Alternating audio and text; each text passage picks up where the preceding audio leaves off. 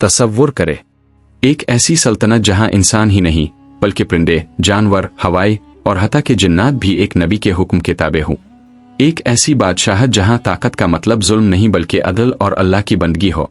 ये कोई कहानी नहीं बल्कि कुरान मजीद में बयान करदा एक सच्ची और अजीम हकीकत है। ये दास्तान है अल्लाह के बरगुज़ीदा नबी हज़रत सुलेमान अलैहि अस्सलाम की।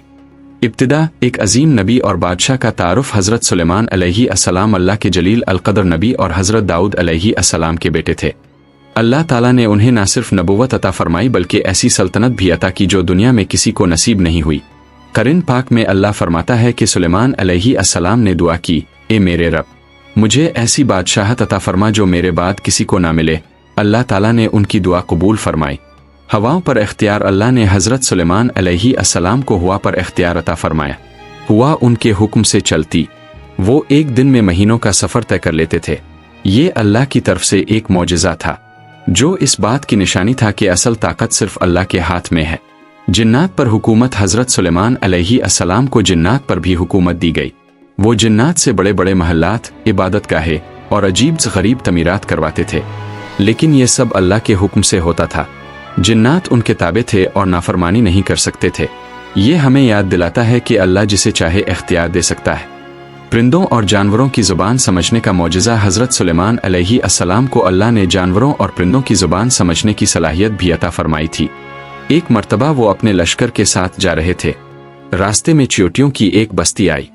एक चींटी ने दूसरी चींटियों को खबरदार किया कि अपने घरों में दाखिल हो जाओ ताकि सुलेमान और उनका लश्कर तुम्हें कुचल ना दे। ये सुनकर हज़रत सुलेमान अलैहि अस्सलाम मुस्कराए और अल्लाह का शुक्र अदा किया।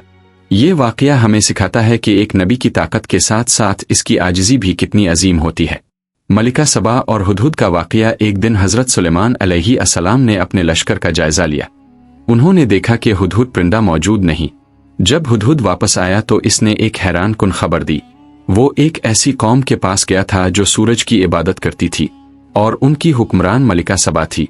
हज़रत सुलेमान अलैहि अस्सलाम ने मलिका सबा को अल्लाह की तरफ बुलाने के लिए ख़त भेजा।